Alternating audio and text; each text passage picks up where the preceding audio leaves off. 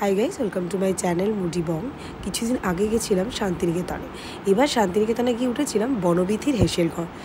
Description বক্সে contact number আছে। এদের রুম ভীষণই ভালো ছিল, পরিষ্কার পরিচ্ছন্ন এবং রুম সার্ভিসও ভালো। 1500 টাকায় আমরা পেয়ে গেছিলাম এসি ডাবল বেডরুম।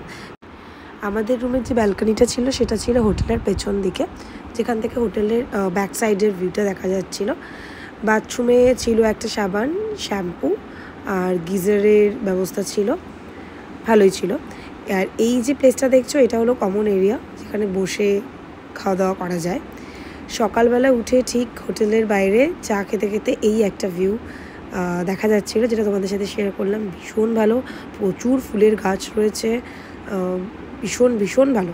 তো আমি এইটুকুনি বলবো যে বাজেট ফ্রেন্ডলি হোটেল দেখতে চাও তাদের জন্য বলবো বনবিথি হেসেল ঘর বেস্ট। খাওয়া দাওয়া ভালো ছিল, এখানে ঘি পাওয়া যাচ্ছিলো, যেটা আমরা মিস করে গেছিলাম, আমরা নিইনি। বাট বিশ্বাস করো, এদের ঘি ভীষণ ভালো ছিল, আমরা রাত্রিবেলা খেয়েছিলাম, দারুণ টেস্টি ছিল। চলো দেখা হবে নেক্সট ব্লগে, জানিও তোমাদের হোটেলটা কেমন লাগলো।